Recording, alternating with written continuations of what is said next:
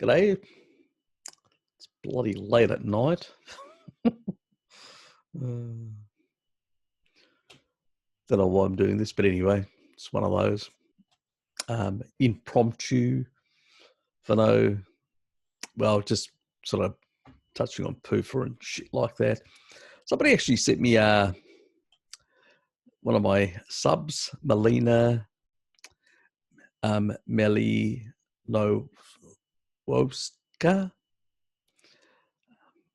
I hope I pronounced her surname correctly. Melinowska. So Melina basically just sent me about Robert, the the carb addiction doctor. Anyway, I do sub to him, but I don't basically get notifications because I turned that off. It's just I just don't have the time to cover everyone or listen to everyone. Like everyone, there's only a couple of people that I do have notifications for. Bart, Pim, people like that. A couple of the ones that I keep an eye on, sort of thing. This guy isn't that controversial. I sort of don't mind his context. He's sort of more keto-ish, not as carnivore-ish as we are. But he's not too bad. He's definitely quite hostile to sugar, like me and Bart are. But tends to have a few different ideas on a few other matters, like oxalates and a few other things, but nothing too controversial, nothing too out there, in a sense. Let me just share the screen while I'm relaxed and not too far away from going to bed. So she mentioned that he actually touched on PUFA and stuff like that, and sort of indirectly referenced, Saladino's dogmatic attitude towards PUFA. I wouldn't just merely call it dogmatic. I'd just call it that basically Paul has, let's say, been skillfully manipulated by sort of some of the people that he's been talking to. They've been sort of, let's say, talking in his ear, pushing certain types of narratives about PUFA. It's sort of it's a crowd which is very much sort of these crackpot Ray Peaters, Ray Peat fan club type people. And this is why, I mean, I think even Frankie's sort of succumbed to a bit of that nonsense as well, thinking that, carbohydrates are sort of essential or needed or stuff like that. Why don't you go and ask that to the Inuit? Why don't you go and ask that to a number of other tribal populations which had very limited access to sugar? They will tell you otherwise. I mean, there's a population in the Amazon that only eats every 3 days. So they realize that it's much healthier to basically abstain from food for 2 days and feast on the third day. And it's primarily animal foods. There's no high glycemic things around, only seasonal. So most populations in the world realize that too much sugar, or sugar in general, is a problem. I mean, for a long time, we realized that as well. I mean, the sort of diets like the Banting diet, the Atkins diet, and all these other low-carb diets through the 20th century, the 19th century, 18th century, and going back to antiquity, where even physicians in antiquity realized that, if you had carbohydrate type diseases like diabetes or whatever, you just had to abstain from those foods. So the reality is that, due to the Ansel Keys, the nutritional mafia, as I call them, and that sort of era, and also, I've talked about, Walter Kempler, from the 1930s, who was an immigrant from Nazi Germany, came to America and did experiments back in the 30s in regards to, low-fat diets, very high carbohydrate diets, as a means, and this is before people, you know, were knowledgeable about either the Randle cycle or things like the ketogenic diets and all that. Ketogenic diets were basically from the 1920s, and they were primarily out of the Johns Hopkins University Hospital, and it was primarily, focused on people with epilepsy and stuff like that. It was basically a way of creating a diet that mimicked fasting, because they knew fasting. This is from antiquity. Even the Romans knew that if somebody had those sort of symptoms or behavior of somebody who was epileptic or schizophrenic or whatever, fasting them, actually throwing them into a cell without any food for a couple of days, seemed to sort out the problem. So, I mean, we call it, ketosis, nutritional ketosis, when we're eating something. But in those days, they had no idea, there was no capacity of measuring ketones, measuring blood sugars or whatever. But they knew that if you withdrew certain foods, things corrected themselves. Walter didn't know that. I mean, he came from a lot of, if you take a look at it was in Germany at the time and Austria, some of the leading scientists in nutrition were at the time of the 20s and 30s. Unfortunately, that science got lost because of the Second World War. But to a large extent, these people were, pioneers in adiposity, in insulin and hormones and all that, and how they worked. We lost a lot of that information. It's taken us decades to sort of recover some of that information. Obviously, some of that information was incomplete in some regards because they didn't know about the Randle cycle. But they did play around with withdrawing certain macros. So that wasn't a strange thing, to withdraw one macro group for another energy group or whatever. So in the past, it would have been carbs taking out. Now, the problem is nobody ever went to zero carbs or really deep ketogenic therapeutic type diet for certain types of kidney disease. And Kempner didn't really know much about that. So what he tried something different, radically different. Sort of, because remember the time, we didn't have an understanding of, kidney disease and stuff like that. And so people would see, certain protein in the urine, so they would think, well, it's too much protein. So it was just basically, wrong understanding. We understand now that actually when you increase protein, you increase the health of kidneys and other organs and all that, because the body's made of lipids, phospholipids, and basically, proteins.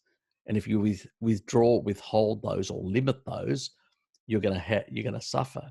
But when you do not engage the Randle cycle and you basically strictly stick to one or another energy type, you can induce a certain level of catabolic, and that catabolism, we see it in the sort of vegan diet when it's a high sugar, low fat, relatively low protein diet. We see a lot of turnover of problematic cells and all that. The body will basically start catabolizing itself. Now, initially, it will start catabolizing cells that are bad. That is why initially, even vegans start, they go through the honeymoon period of basically breaking down damaged proteins, like somebody would do in a ketogenic diet or a fasting diet or something like that. And as a consequence, you clear out a lot of garbage, and you recycle it. And that actually furnishes the body with free amino acids that it can utilize to rebuild tissue. But once you get over a certain period of time, I mean, Kempner understood it took about, he would keep people for about a year. I did actually a video with a chat with Pim covering this, and that was the one on the dietary guidelines and the dietary and we went into Kempen and stuff like that and tried to give an understanding where the roots of some of this thinking came from and where the misunderstanding happened. He used it as a therapeutic method to deal with specific type of kidney diseases. Today, we can actually, with a therapeutic ketogenic diet, we can achieve the same results. So we don't need to do a high sugar diet of that sort. But he understood he limited electrolytes because high insulin has water retentiveness and holds a lot of electrolytes in. So if you add more, you're going to create a lot of problems and a lot of water retention. He understood that. So he limited that. He just provided iron as a key supplement because you required it. And if you weren't eating a lot of meat and stuff like that, you were going to be deficient. So that was his aim. He realized he could only do it for a limited period of time. So it was a year, which is what we see usually with the vegans. It's sort of a honeymoon of 1 or 2 years, and then things start falling apart because it then the deficiencies start kicking in.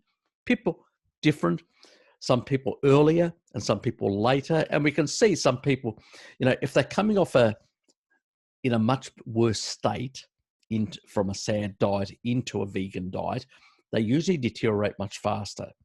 If they're not, if they're they weren't too bad when they got into a vegan diet, they've got more reserves. So it takes a bit longer. It can take up to 5 years for some people to start really showing levels of deterioration. And we see that even with vegan deterioration, showing certain videos of certain vegans deteriorating much faster than others. Always has to do with reserves that they've got in that regard. But still, it doesn't negate that if you do not engage the Randle cycle and you're in a certain level of catabolism, you will clear out a lot of damaged proteins and rebuild better tissue in the short run. But if you push a vegan diet or a therapeutic ketogenic diet with insufficient protein for too long, you will start suffering deficiencies and tissue breakdown to some extent, because you do need, the difference is when you're on a low carbohydrate diet, you can just add a bit more protein in and it sorts that all out. For the vegans with their ideological blinkers, it's really hard to get over the anti-meat sort of thinking, and so they have to suffer more before they realize that they've gone down the wrong path. But what I was trying to say is that, in this regard, I wanted to touch on this issue that Robert brings up, which is a valid thing about the glycating effect of sugar, how sugar is much better and all that. But I think at the same time that, Saladino makes the big mistake of basically blaming fats, in particular PUFA, for diabetes and, metabolic syndrome and stuff like that. Robert seems to basically make the same low carb mistake of blaming sugar as the key driver. Yes, it will glycate tissue. Yes, it will create more senescence over time. Yes, it will age you faster, but it will not make you diabetic, because otherwise we'd have a whole lot of vegans who are basically high sugar, very low. What it will do is it will damage your pancreas. So it won't immediately make you a diabetic, but it will over the long run by damaging your pancreas, and then you won't have the capacity to basically control blood sugars anymore. So it's from a different way. But immediate insulin resistance is really the Randle cycle, basically mixed macronutrients of excess calories, which are basically starting to create a certain, once you kick into beyond a certain point, you engage the Randle cycle, which is an on-off situation at the cell level. And then it's a gradient after that. Once it's engaged, then it's a gradient. How long it persists and how magnified it is, it's a gradient depending on, whether you're basically throwing in mixed macronutrients of a certain amount or an excessive amount or whatever, So beyond that point. But what I wanted to do is just touch on what he's actually discussing. So let me just go to, just come out for a sec. Okay. So let me share this again. This is Robert. And as I said, I do sub, but I don't get notifications. So I wasn't aware of this one. I occasionally check out his channel to see what he's talking about, but, you know, I didn't miss this. Conventional wisdom when it comes. Let me just stop there because I did forget to share audio. Sorry about that.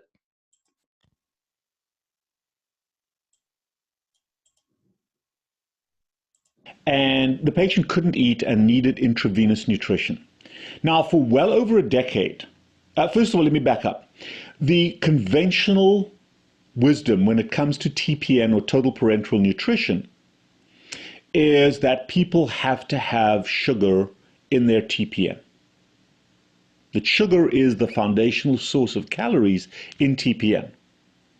And in order to write for what we call central TPN, which is an adequate caloric value, take 2,000 calories a day, which is a misnomer by itself, we have to put a central line in. We have to put a central line in, either under the collarbone, in a PICC line, but we have to put a central line in because you cannot give central TPN into the peripheral veins. Okay, why not?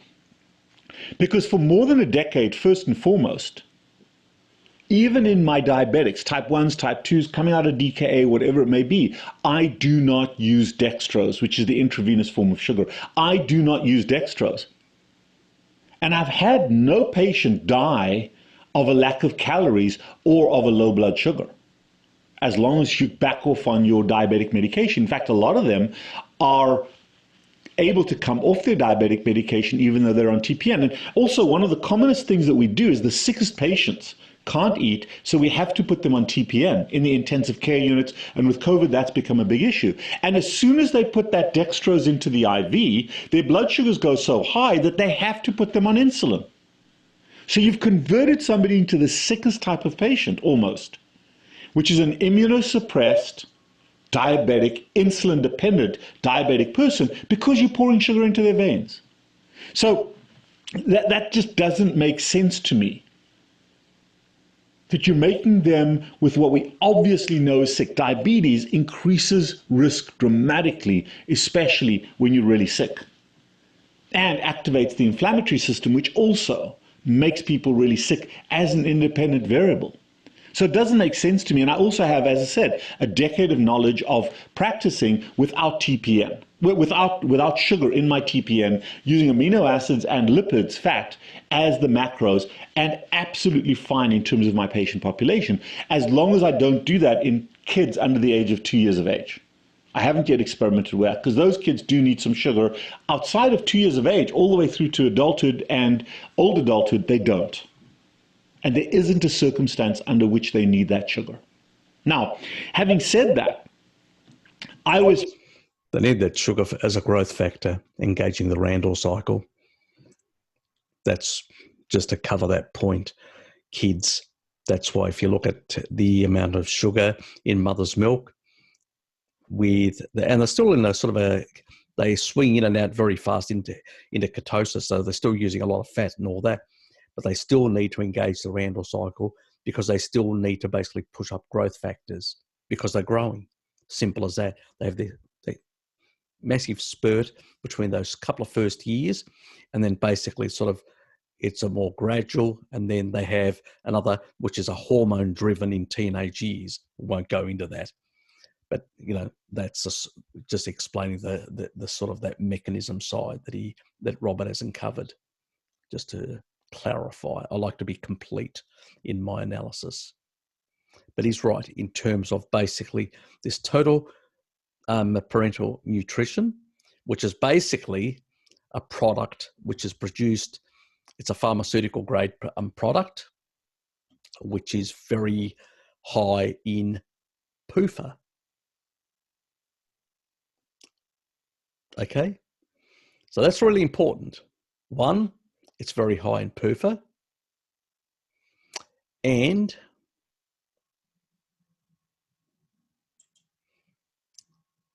that's one of Paul's recent ones. I haven't seen it yet. Somebody mentioned it to me. I don't know if I'm going to bother because it's going to be a lot of bullshit and a lot of speculation. But, I probably will at some stage look at it. Okay, so, but I don't promise anything to anyone. Then I sort of mentioned as well to Melina, multiple generations of Okinawans eating predominant pork-based diet can't be wrong. When these people migrate to the US, they start eating more sugar and they get as sick as us. Well, meaning the Westerners, so to speak. Now, in terms of that video of Pim's, it's still not done yet. So, yeah, you'll have to wait. Pim sent me a message and telling me that there was a bit of a delay in the processing. She's going to get B to basically try and sort it out for her. Yes. Anyway, shit happens. And this is another point that I did put. Robert makes my point perfectly with sugar in damaging real world is damaging with real world clinical experience. And he's got clinical experience. I'm not a doctor. I'm not a physician. He's got actually real world experience. When he puts his patients on TPM, that means these people cannot eat food. They need to get it intravenously. They need to get their food in. They're quite sick. They've got problems. When you put it in peripheral veins, you get clotting factors. You get all these sort of things with sugar. That's why they go through the actual, remember I talked about how you actually chylomicrons go through the thoracic duct. Well, they go through when he calls about the central duct, he's calling about going directly to the heart. Okay, because then it goes through the normal circulatory system. By putting it through there, then it will basically go through the arterial system, and it can be better managed because it can spread out. It can be less concentrated, being too overglycating.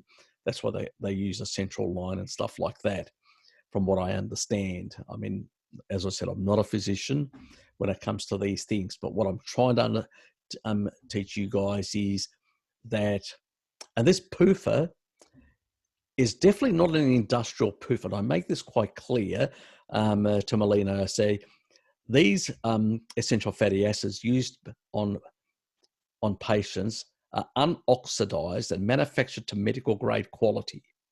That is why they aren't damaging like poor quality industrial seed oils that damage cells, and and also the wars due to the oxidative products and aldehydes. They damage mitochondria due to oxidative products, aldehydes, and the high level of deuterium, because by going through this industrial process, they add more hydrogen, and it tends to be more deuterium heavy hydrogen. Okay, so and this tends to, as I said,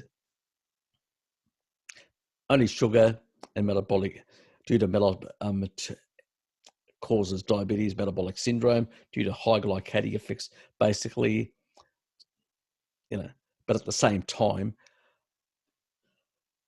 I should have clarified that. I do clarify that down here, and I do say the TPN is very high pharmacy grade, blah, blah, blah, blah, toxic seed oils and stuff like that, consuming under certain conditions, let alone animal PUFA that is more stable, as I've made it quite clear. I've also done that chat with Pim, as I said earlier, that I'd actually, and this is the one here where I actually discussed Kempner's, the dietary guidelines. Where did they come from? And I actually go into Kempner's, dietary approach of, a small amount, 5 grams of fat, 25 grams of protein and 565 grams of carbohydrates. So this is a very low fat, so you're not engaging the Randle cycle. It is causing some level of insulin, increases in insulin. They do put some fructose in. That's what's called people call it the rice diet, which was incorrect. It's a rice, fruit, sugar diet. You can actually get some fructose. With so much carbohydrates, the body will create some, so you won't get direct, and this is important, you don't get direct fat coming in through chylomicrons. And so you're not getting that fat is not going to go basically to the liver and then basically compete with fat and create certain types of resistant state. So what the body will do is then we'll go, well, we need a bit of fat, so it'll actually convert some of that carbohydrate to fructose and then use that as its fat source. It'll always be deficient to some extent, so it's not, but it will create a bit in that regard. The rest will be basically sent out as carbohydrate to be used by the body, glycogen in a sense.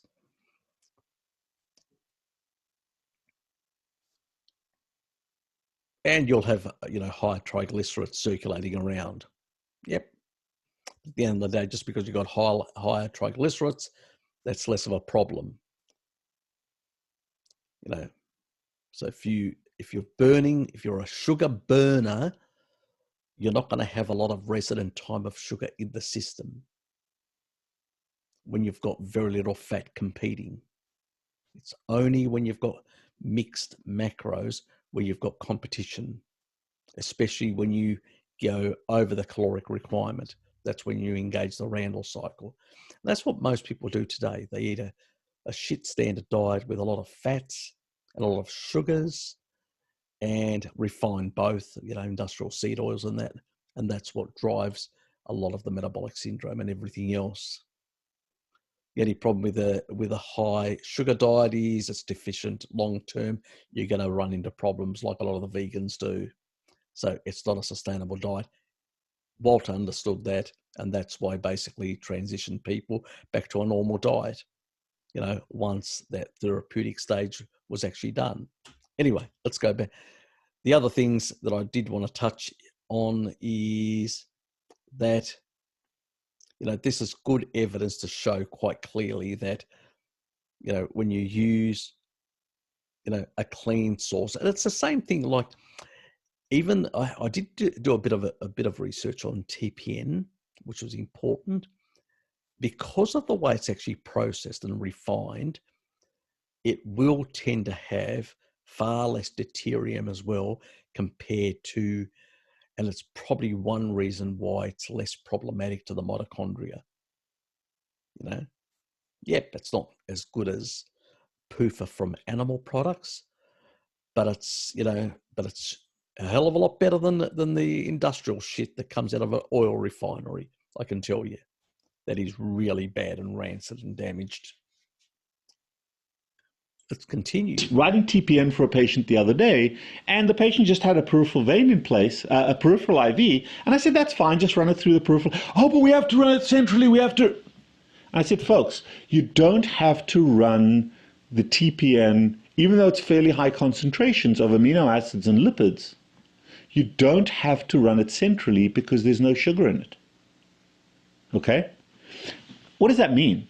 See, what happens when you run high concentrations of sugar, more than 5% dextrose, more than 5 grams per 100 mLs of sugar, into a peripheral vein, it causes so much inflammation of that vein that the vein becomes inflamed and actually clots off, and you can get blood clots forming.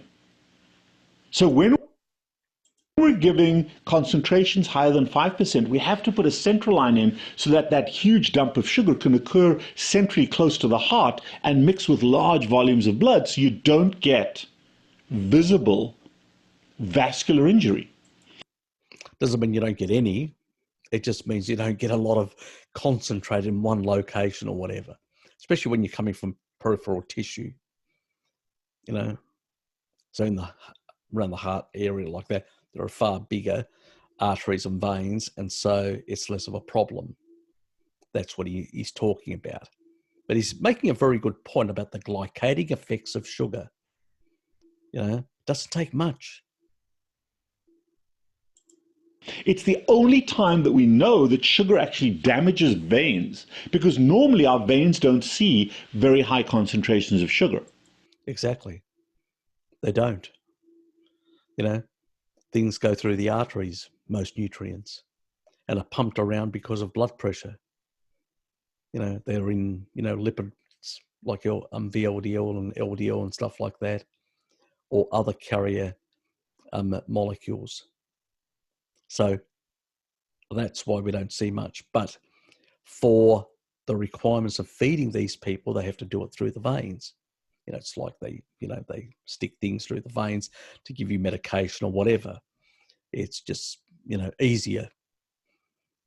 So, but as a consequence, and usually a lot of these products are something like 10% sugar, very problematic, so they have to basically try and, in a sense, what they're doing is they're trying to dilute it in a sense so it's not concentrated. It just tells you how damaging sugar is. For somebody like Salad Boy to be pushing out 100 grams of sugar, because that's what fructose honey is just basically complete and utter bonkers and irresponsible. Because do you think most people out there are going to be athletes or whatever? Let alone, let's put it this way. Let's not forget Tim Noakes used to carb load with a lot of sugar. He fucked up his pancreas. He knows what sugar can do if you do it for long enough. Short term, yeah, your blood work's going to look good. Long term, it takes a while to basically do sufficient damage. Short term, things may look okay. Long term, it's a different story. I mean, even mine, I was never a big sugar eater or a big consumer. My biggest problem was I cooked everything in seed oils because I literally believed that animal fats were bad. And my meats were lean. My products were basically, I wasn't basically eating a lot of junk food. Yeah, I had a bit like everyone else, but, I wasn't like a lot of these people that are eating junk food every day. A lot of my foods were basically, tubers, were basically, things like some fruit and stuff like that. I didn't eat a lot of processed food.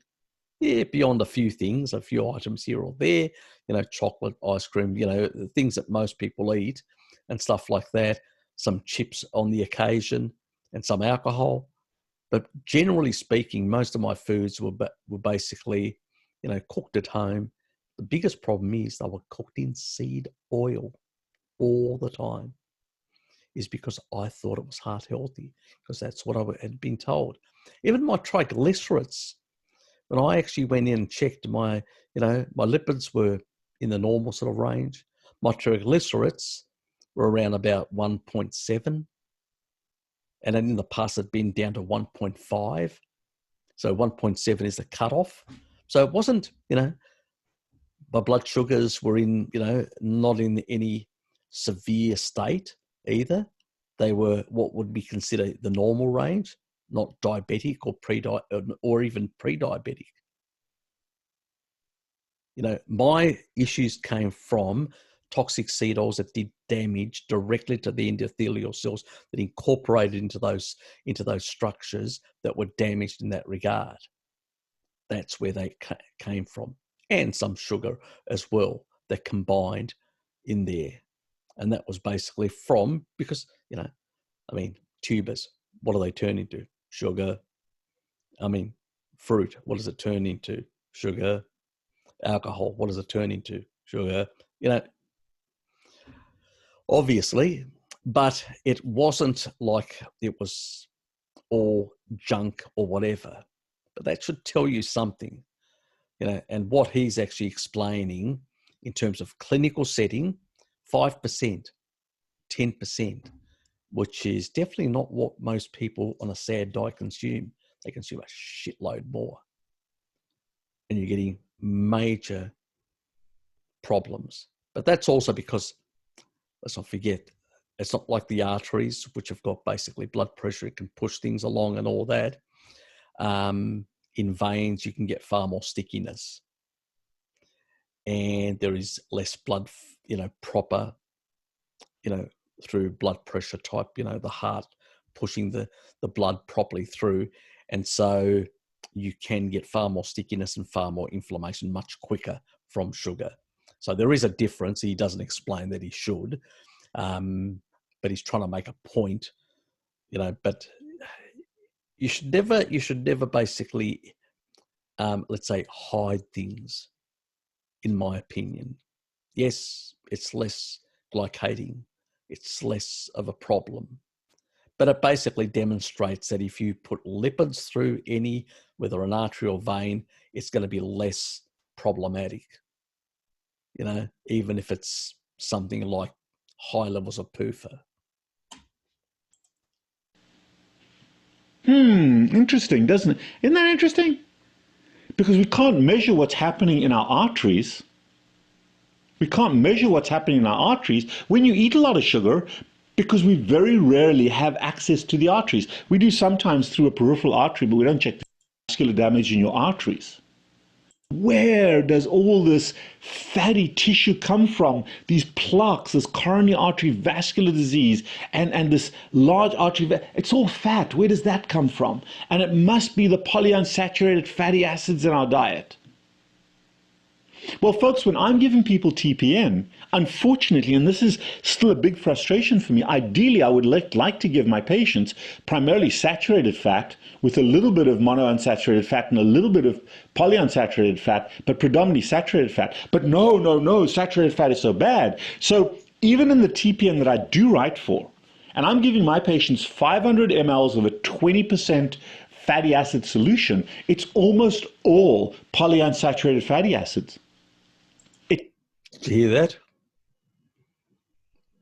So it's 20% of that is fat in the form of PUFA. So most of the actual fat, so basically we're talking about 20 times 2,000 calories divided by 9. We're talking about 44.4 grams of PUFA, or over 40 grams of PUFA. Okay. What do most people say? If you have more than 4 grams of PUFA, you're heading for cardiovascular disease or cancer or both. That's what the wisdom out there in the low carb, keto, carnivore, whatever community. That old geezer that was having 25 eggs a day was consuming 17.5. These poor bastards are consuming well over 40 grams of PUFA. And we're not talking about omega-3s here. We're talking about primarily omega-6. Okay? It's almost all PUFA, PUFAs, that are so bad, that are causing diabetes, that are causing... And we run patients on TPN. I've got some short intestine kids that have been on that TPN for a decade. Their livers are fine, their vessels are fine, because there's no dextrose in there. Did you hear what he said? They're on 40 grams of PUFA.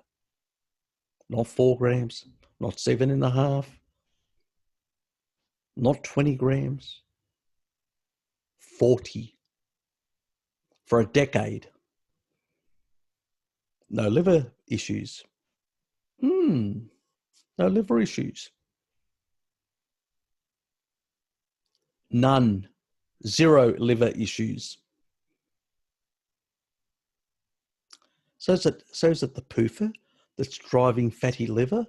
I guess not. It's always been the fructose. As I've said, I've shown you guys on countless occasions research that shows even in 12 weeks, on pure glucose or pure fruit or high fructose, what happens? Those people put on weight and become fat. It's a bit like the old Russian grandmas that basically eat meat and tubers. Yep, they put on weight, love handles, that subcutaneous fat, but they're built like brick shit houses. Those women can lift whole logs. They're not weak and sick, even though they may have a bit of weight. Because carrying subcutaneous weight is a way of carrying energy reserve. Carrying visceral fat is a different thing. It's basically trying to, I can't store it. It's toxic. I need to store it somewhere. And it then ends up becoming deposited in the liver or other organs. That's problematic. That is what is visceral fat. And look, some visceral fat is required and actually has some important roles in there, but but when it's excessive and when it's excessively accumulated with fatty droplets in the actual, the liver itself, it's a problem. It will end up with psoriasis and all that. These kids aren't ending up with psoriasis. And I bet you my bottom dollar, they're not on a high choline supplement either to export fat. They may be getting a bit of choline, but not much, because these guys basically, don't promote choline is quite demonized as well within the actual medical profession, like a lot of other things.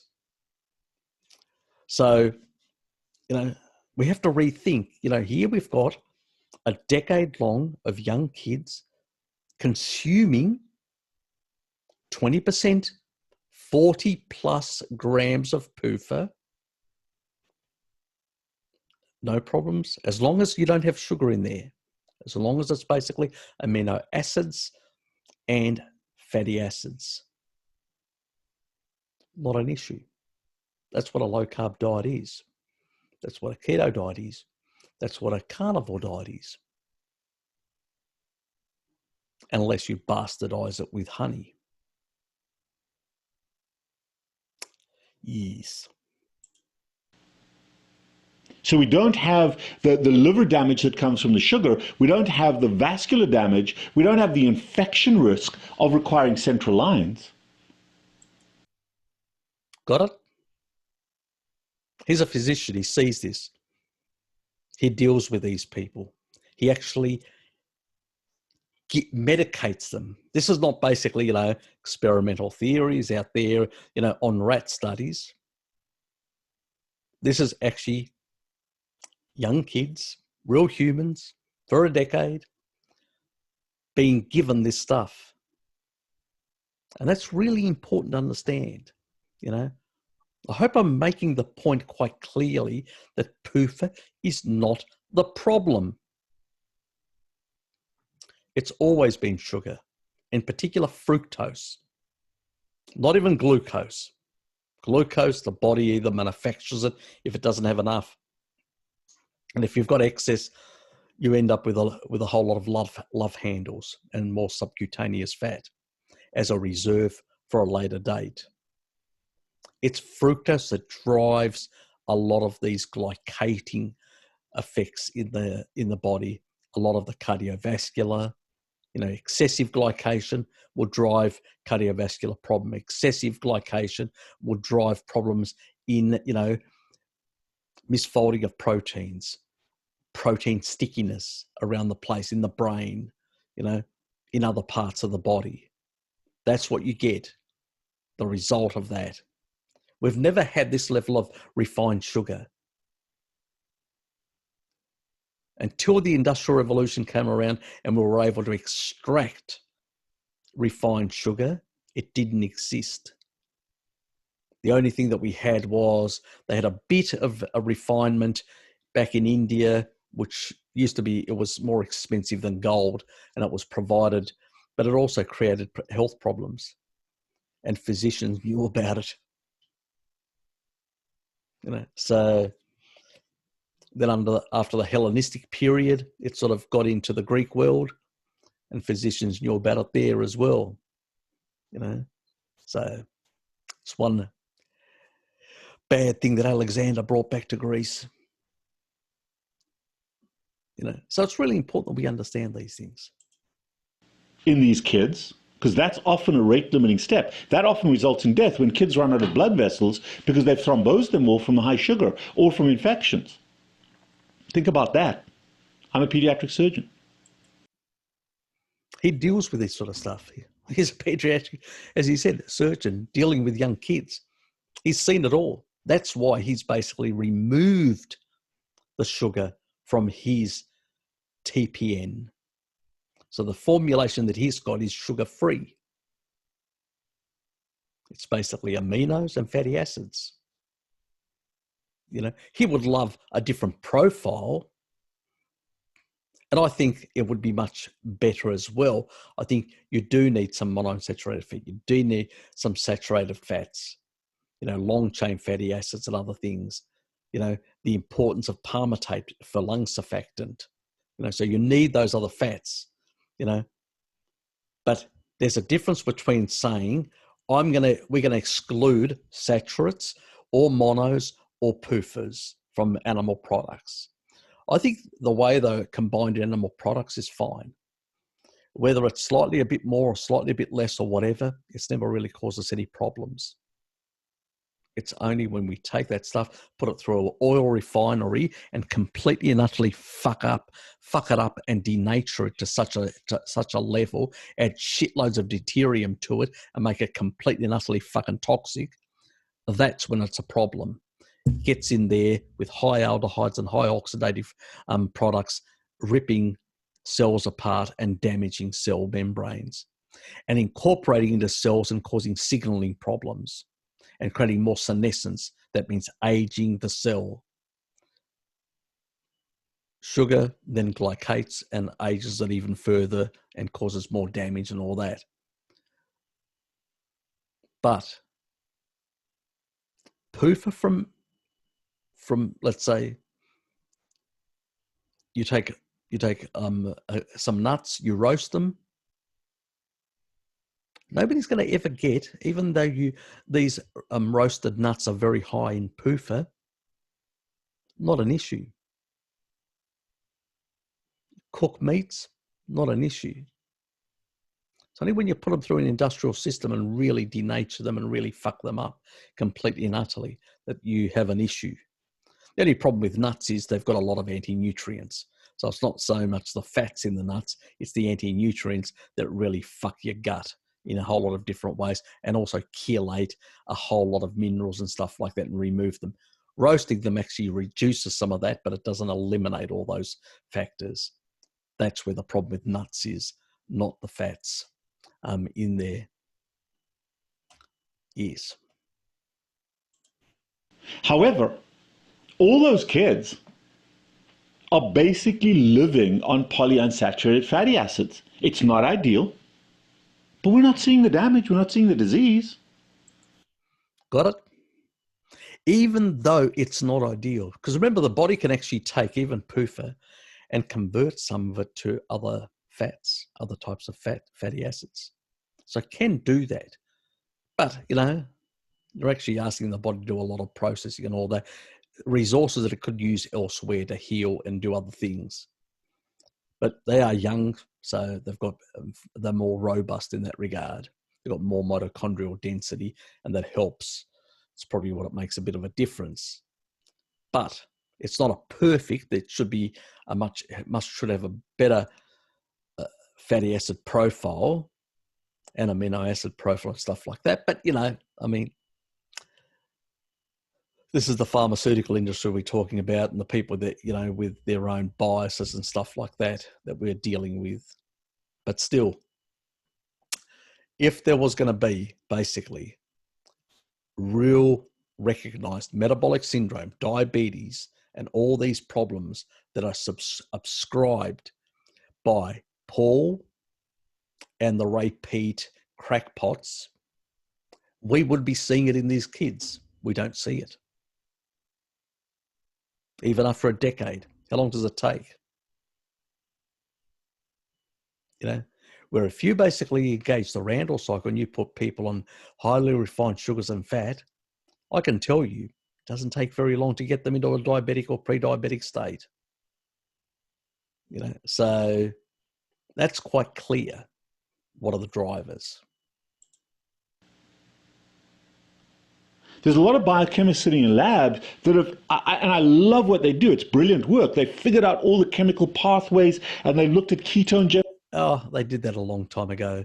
Robert, they did a long time ago. Most of them today work for the food industry and a whole lot of other vested interests and do crap science. A lot of epidemiological crap, you know. But basically, the majority of them today are just trying to maintain tenure and keep their bosses happy, their administrators. That's why we don't have the new Einsteins and we don't have these great thinkers and all that, because they're all trying to basically protect their jobs. No innovation, no forward thinking, no thinking outside the box. Everybody tries to basically be compliant and subservient to vested interests. I do disagree with him on that. Without harm. It's the sugar that does the damage. And I understand it's critically important in the laboratory to figure out how polyunsaturated fatty acids. Not with rat studies, you're not going to get very far. I can tell you. They metabolize polyunsaturated fats very differently than humans. So I think it's a waste of time. It's a bit like string theory and other crap science out there and modeling and whatever else. They're just a waste of public money.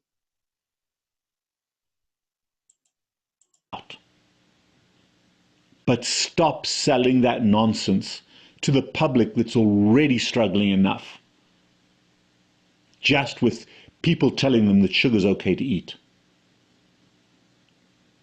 For the sake of nutritional health, figure out in the laboratory, let's discuss it amongst ourselves. And he's right. You know, people are fucking, sick and tired about mixed messages. They're struggling. We know quite well that sugar is a problem. You know, the last thing that people out there need is to be told, oh, sugar's okay, it's the PUFA. Or crap like this, crackpot garbage that is derived from the studies of rodents. Yes. And we know which rodent we're talking about, don't we, boys and girls? We bloody well do. If you do want to check out this study, go and check Pim's channel. This is back in the 12th of May that I did that chat with Pim. You will probably find it very interesting. And there's the link to it. And I discuss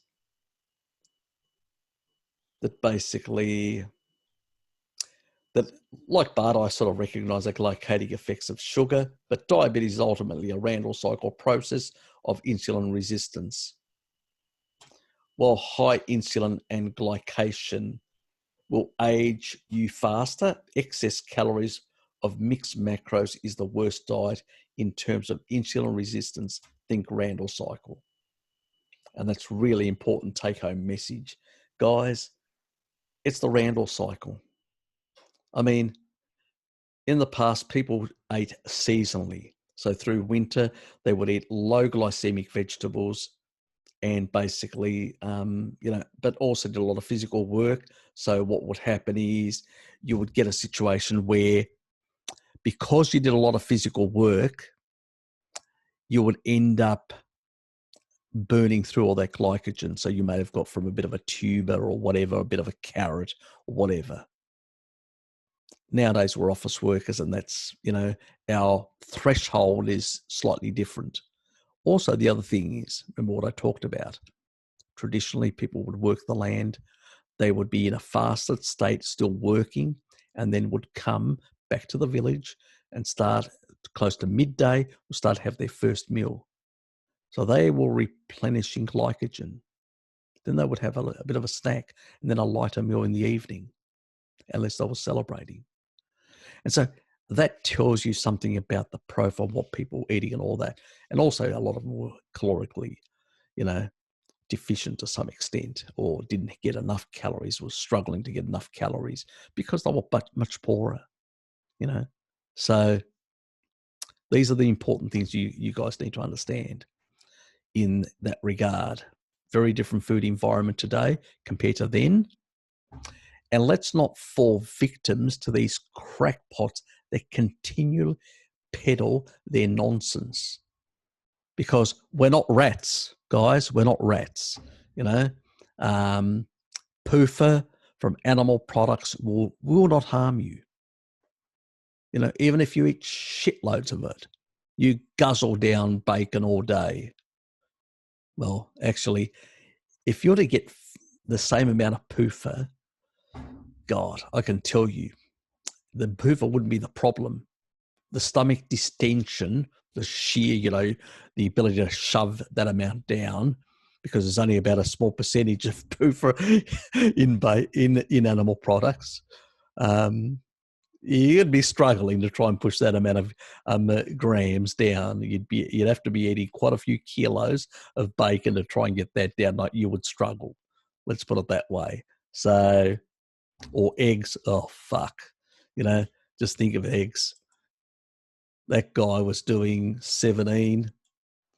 So getting 44.44, divide that by, let's just share that.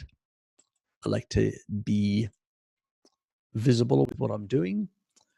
So that, divided that by 17.5, which is the eggs, times 25 eggs.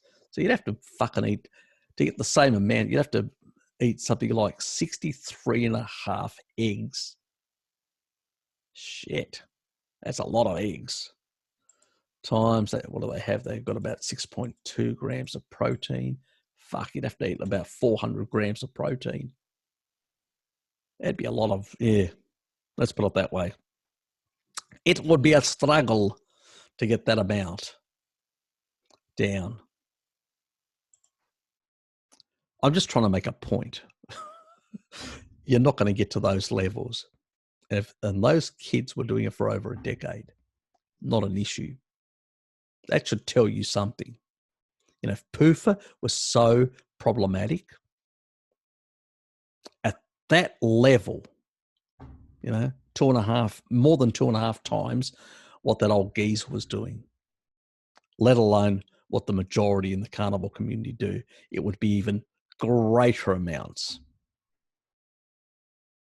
And that's just from eggs. If you're trying to remember, eggs are very high in PUFA. So if you were to try and get that same amount from, like, steak or whatever, God almighty, I wouldn't want to calculate the amount that you'd have to eat. That should tell you guys, you need to stop bloody worrying.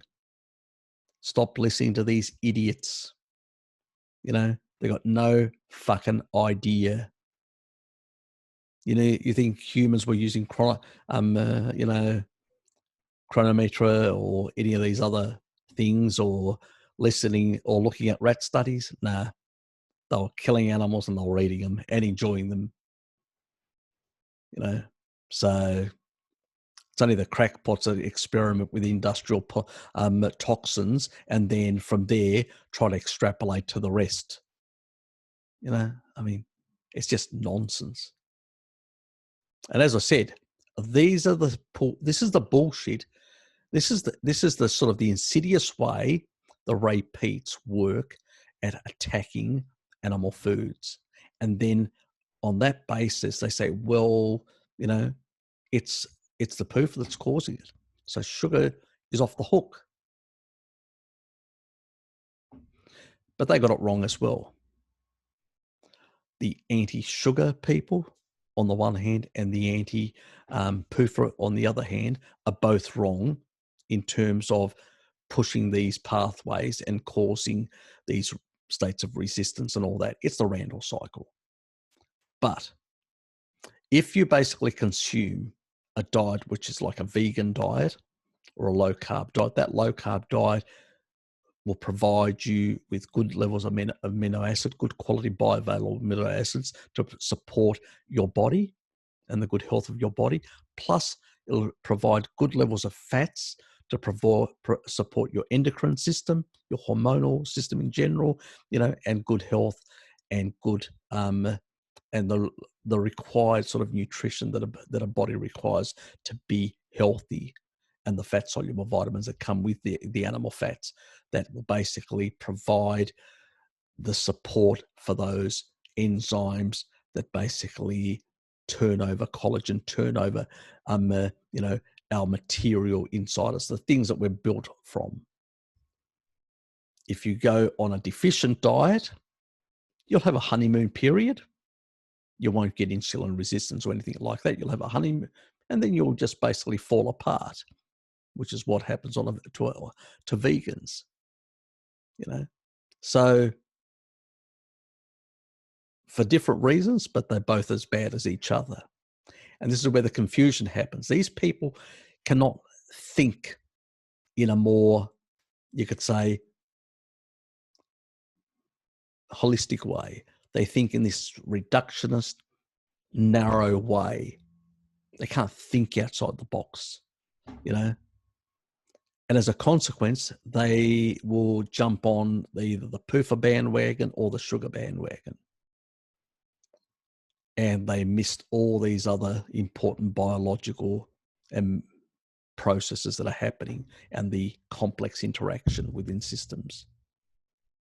And because they don't understand these things, they don't understand the deuterium side of things, of energy production. If you're fucking up your mitochondria, you're going to get into insulin resistance much faster because you can't utilize that energy. So it has to be stored. And you're going to basically down regulate those receptors because you can't take stuff in, causing dysregulation at the cell. So you've got to understand why these things sort of happen. There's a whole lot of complex pathways and different things that we could eat or consume of different levels of processing. That's why I always say to people, even with supplements, don't overdo it. If you really require them as a short-term solution, yes. Long-term, you're adding more deuterium for your body to deal with and clean out. And the more it has to do, and as you age, you have less capacity to build the enzymatic sort of machinery to heal, to clean out things and do other things like that. And, as, Ron Rosdale would say, damage and repair, damage wins in the end. And how quick damage wins in the end and how senescent your cells and damage they become will be up to the sort of food strategies you follow. Follow the ones which are ancestrally species appropriate, you're going to end up better off. If you don't, well, you'll basically age faster. Simple as that. Anyway, I hope you enjoyed this video. Take care, and I will see you when I see you. Bye.